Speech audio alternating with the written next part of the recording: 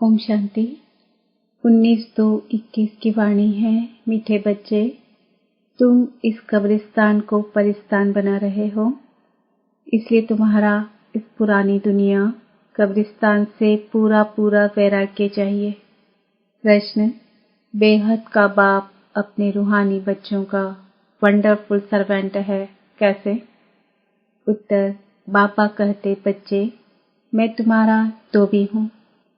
तुम बच्चों के तो क्या सारी दुनिया के छी गंदे वस्त्र सेकंड में साफ कर देता हूँ। आत्मा रूपी वस्त्र स्वच्छ बनने से शरीर भी शुद्ध मिलता है। ऐसा वंडरफुल सर्वेंट है जो मनमना भाव के छू मंत्र से सबको सेकंड में साफ कर देता है। ओम शांति। ओम शांति का अर्थ बच्चों को बाप ने समझाया है। अहम आत्मा का स्वधर्म है शांत। शांति धाम जाने के लिए कोई पुरुषार्थ नहीं करना पड़ता है। आत्मा स्वयं शांत स्वरूप शांति धाम में रहने वाली है। हाँ, थोड़ा समय शांत रह सकती है। आत्मा कहती है, मैं कर्मेंद्रियों के बोझ से थक गई हूँ। मैं अपने स्वधर्म में टिक जाती हूँ, शरीर से अलग हो जाती हूँ, परंतु कर्म तो करना ही है। शांति में कहाँ तक बैठे रहेंगे? आत्मा कहती है, हम शांति देश के रहवासी हैं। सिर्फ यहाँ शरीर में आने से मैं टॉकी बना हूँ। अहम आत्मा अविनाशी, मम शरीर है विनाशी। आत्मा पावन और पतित बनती है। सत्युग में 5 तत्व भी सतो प्रधान होते हैं। यहाँ 5 तत्व भी तमो प्रधान है। सोने में खाद पड़ने से सोना पतित बन जाता है, फिर उनको साफ करने के लिए आग में डाला जाता है। इनका नाम ही है योग अग्नि। दुनिया में तो अनेक प्रकार के हठ योग आदि सिखलाते हैं, उनको योग अग्नि नहीं कहा जाता है। योग अग्नि यह है जिससे पाप जलते हैं। आत्मा को पतित से पावन बनाने वाला परमात्मा है। बुलाते हैं, है पतित पावन, आओ। ड्रामा प्लान अनुसार सबको पतित तमो प्रधान बनना ही है। यह झाड़ है, इनका बीज रूप ऊपर में है। बाप को जब बुलाते हैं, बुद्धि ऊपर चली जाती है, जिससे तुम वर्षा ले रहे हो, जो अब नीचे आया हुआ है। कहते हैं, मुझे आना पड़ता है। मनुष्य सृष्टि का जो झाड़ है, अनेक वैरायटी धर्मों का, वह अब तमो प्रधान पतित है। जड़ जड़ीभूत अवस्था को पाया हुआ है। बाप बैठ बच्चों को समझाते हैं। सतयुग में देवताएं, कलयुग में है असुर। बाकी असुर और देवताओं की लड़ाई लगी नहीं है। तुम इन आसुरी 5 विकारों पर योग बल से जीत पाते हो। बाकी कोई हिंसक लड़ाई की बात नहीं। तुम कोई भी प्रकार से हिंसा नहीं करते हो, कभी किसको हाथ भी नहीं लगाएंगे। तुम डबल अहिंसक हो। काम कटारी चलाना, यह तो सबसे बड़ा पाप है। बाप कहते हैं, यह काम कटारी आदि मध्य अंत दुख देती है। विकार में नहीं जाना चाहिए। देवताओं के आगे महिमा गाते हैं ना, आप सर्वगुण संपन्न, 16 कला संपन्न, संपूर्ण निर्विकारी, मर्यादा पुरुषोत्तम। आत्मा कहती है, हम पतित बने हैं, तब तो बुलाते हैं, है पतित पावन, आओ। जब पावन है तब तो कोई को बुलाते ही नहीं। उनको स्वर्ग कहा जाता है। यहाँ तो साधु संत आदि कितनी धुन लगाते हैं, है पतित पावन सीताराम। पाप कहते हैं, इस समय सारी दुनिया पतित है। इसमें भी किसका दोष नहीं है, ये ड्रामा बना बनाया है। जब तक मैं आऊं, इन्हों को अपना पाठ बजाना है। ज्ञान और भक्ति, फिर है वैराग्य। पुरानी दुनिया से वैराग्य, यह है बेहद का वैराग्य। उन्हों का है हद का वैराग्य। तुम जानते हो, यह पुरानी दुनिया अब खत्म होनी है। नया घर बनाते हैं तो पुराने घर से वैराग्य हो जाता है ना। बेहद का बाप कहते हैं, अभी तुमको स्वर्ग रूपी घर बना कर देता हूँ। अभी तो है नर्क, स्वर्ग है नई दुनिया, नर्क पुरानी दुनिया। अभी पुरानी दुनिया में रह हम नई दुनिया बना रहे हैं। पुराने कब्रिस्तान पर हम परिस्तान बनाएंगे। यही जमुना का कंठा होगा, इस पर महल बनेंगे। यही देहली, जमुना नदी आदि होगी। बाकी यह जो दिखाते हैं पांडवों के किले थे, यह सब है दंत कथाएं। ड्रामा प्लान अनुसार जरूर फिर ये बनेंगे। जैसे तुम यज्ञ, तप, दान आदि करते आए हो, फिर भी करना होगा। पहले तुम शिव की भक्ति करते हो, 10 क्लास मंदिर बनाते हो, उसको व्यभिचारी भक्ति कहा जाता है। अभी तुम ज्ञान मार्ग में हो, यह है अव्यभिचारी ज्ञान। एक ही शिव बाबा से तुम सुनते हो, जिसकी पहले पहले तुमने भक्ति शुरू की। उस समय और कोई धर्म होते नहीं, तुम ही होते हो। तुम बहुत सुखी रहते हो। देवता धर्म बहुत सुख देने वाला है। नाम लेने से मुख मीठा हो जाता है। तो तुम एक बाप से ही ज्ञान सुनते हो। बाप कहते हैं और कोई से न सुनो। यह है तुम्हारा अव्यभिचारी ज्ञान। बेहद के बाप के तुम बने हो। बाप से ही वर्षा मिलेगा, नंबरवार पुरुषार्थ अनुसार। बाप भी थोड़े समय के लिए साकार में आया हुआ है। कहते हैं मुझे ही तुम बच्चों को ज्ञान देना है। मेरा स्थायी शरीर है नहीं, मैं इसमें प्रवेश करता हूँ। शिव जयंती से फिर झट गीता जयंती हो जाती है। उनसे ही ज्ञान शुरू कर देते हैं। यह रूहानी विद्या तुमको सुप्रीम रूह ही दे रहे हैं। पानी की बात नहीं, पानी को थोड़ी ज्ञान कहेंगे। पतित से पावन ज्ञान से बनेंगे, पानी से थोड़ी पावन बनेंगे। नदियां तो सारी दुनिया में है ही, यह तो ज्ञान सागर पाप आते हैं।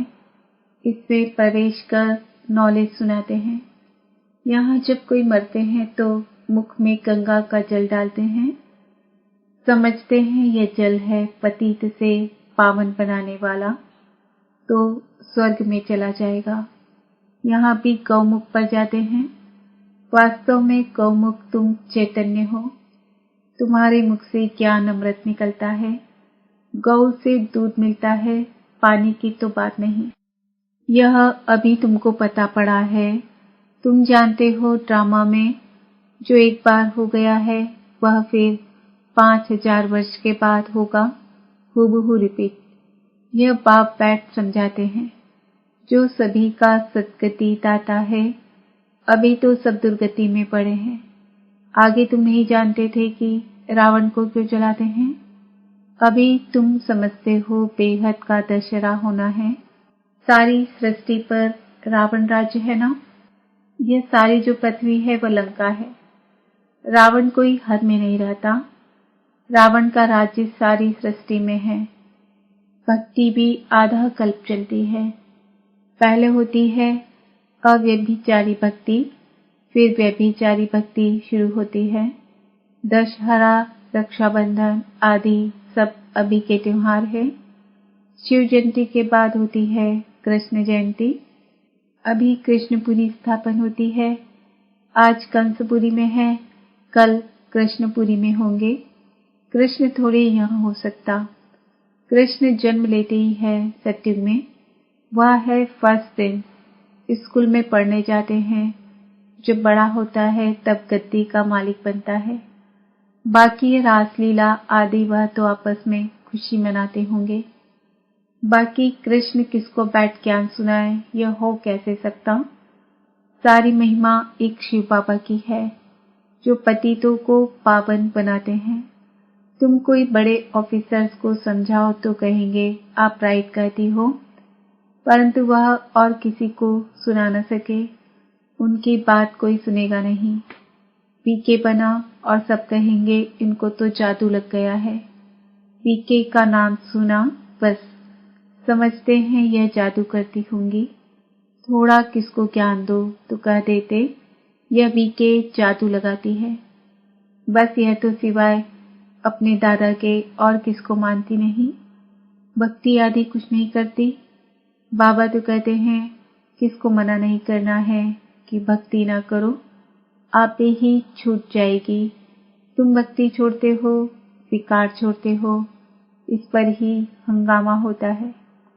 बाबा ने कहा है, मैं रुद्र ज्ञान यज्ञ रचता हूँ, इसमें आसुरी संप्रदाय के विघ्न पड़ते हैं।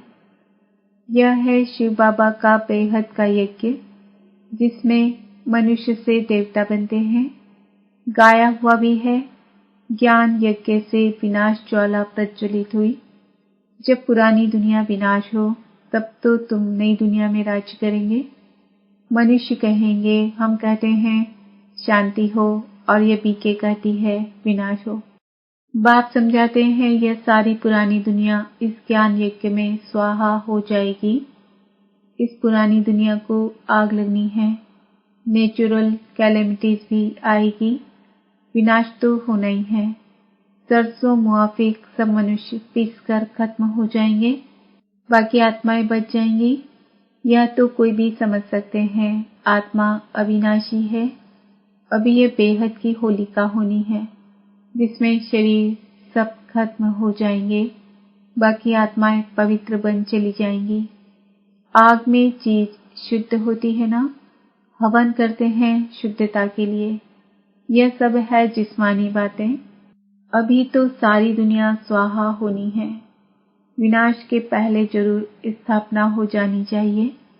किसको भी समझाओ तो पहले बोलो स्थापना फिर विनाश। ब्रह्मा द्वारा स्थापना। प्रजापिता तो मशहूर है ना, आदिदेव और आदिदेवी। जगत अम्बा के भी लाखों मंदिर हैं, कितने मेले लगते हैं। तुम हो जगत अम्बा के बच्चे, ज्ञान ज्ञानेश्वरी, फिर बनेंगे राज राजेश्वरी। तुम बहुत धनवान बनते हो, फिर भक्ति मार्ग में लक्ष्मी से दीपमाला पर विनाशी धन मांगते हैं। यहाँ तो सब कुछ मिल जाता है। आयुष्मान भव, पुत्रवान भव। तुम जानते हो हमारी आयु 150 वर्ष की रहती है। बाप कहते हैं जितना योग लगाएंगे उतना आयु बढ़ती रहेगी। तुम ईश्वर से योग लगाकर योगेश्वर बनते हो। मनुष्य तो है भोगेश्वर, कहा भी जाता है भिखारी, मुँह पलीती कपड़ धोए। बाप कहते हैं, मुझे धोबी भी कहते हैं। मैं सब आत्माओं को आकर साफ करता हूँ, फिर शरीर भी नया शुद्ध मिलेगा। बाप कहते हैं, मैं सेकंड में सारी दुनिया के कपड़े साफ कर लेता हूँ। सिर्फ मन मनाभव होने से आत्मा और शरीर पवित्र बन जाएंगे। छू मंत्र है ना, सेकंड में जीवन मुक्ति। कितना सहज उपाय है। बाप को याद करो तो पावन बन जाएंगे। चलते फिरते सिर्फ बाप को याद करो, और कोई जरा भी तकलीफ तुमको नहीं देता हूँ। सिर्फ याद करना है। अभी तुम्हारी एक एक सेकंड में चढ़ती कला होती है। बाप कहते हैं, मैं तुम बच्चों का सर्वेंट बन आया हूँ। तुमने बुलाया ही है पतित पावन, आओ आकर हमको पावन बनाओ। अच्छा बच्चे, आया हूँ तो सर्वेंट हुआ ना। जब तुम बहुत पतित बने हो तभी जोर से चिल्लाते हो। अब मैं आया हूँ, मैं कल्प कल्प आकर तुम बच्चों को यह मंत्र देता हूँ। मुझे याद करो तो तुम पावन बन जाएंगे। मन मना भव का अर्थ भी है मन मना भव, मध्याजी भव, अर्थात बाप को याद करो तो विष्णुपुरी के मालिक बनेंगे। तुम आए ही हो विष्णुपुरी का राज्य लेने। रावणपुरी के बाद है विष्णुपुरी, कंसपुरी के बाद कृष्णपुरी। कितना सहज समझाया जाता है। बाप कहते हैं, इस पुरानी दुनिया से ममत्व मिटा दो। अभी हमने 84 जन्म पूरे किए हैं। यह पुराना चोला छोड़कर हम जाएंगे नई दुनिया में। याद से ही तुम्हारे पाप कटते जाएंगे। इतनी हिम्मत करनी चाहिए। वह तो ब्रह्म को याद करते हैं, समझते हैं ब्रह्म में लीन हो जाएंगे, परंतु ब्रह्म तो है रहने का स्थान। वो लोग तपस्या में बैठ जाते हैं, बस हम ब्रह्म में जाकर लीन हो जाएंगे, परंतु वापस तो कोई जा नहीं सकते। ब्रह्म से योग लगाने से पावन तो बनेंगे नहीं, एक भी जा ना सके। पुनर्जन्म तो लेना ही है। बाप आकर सच बतलाते हैं, सचखंड सच्चा पापा स्थापन करते हैं। रावण आकर झूठखंड बनाते हैं। अभी यह है संगम युग, इससे तुम उत्तम से उत्तम बनते हो, इसलिए इनको पुरुषोत्तम कहा जाता है। तुम कौड़ी से हीरे जैसा बनते हो, यह है बेहद की बात। उत्तम से उत्तम मनुष्य है देवताएं, तो अभी पुरुषोत्तम संगम युग पर तुम बैठे हो। तुमको पुरुषोत्तम बनाने वाला है ऊंचते ऊंच बाप। ऊंचते ऊंच स्वर्ग का वर्षा तुमको देते हैं, फिर यह तुम भूलते क्यों हो? बाप कहते हैं मुझे याद करो, बच्चे कहते हैं बाबा कृपा करो तो हम भूले नहीं। यह कैसे हो सकता? बाबा के डायरेक्शन पर चलना है ना।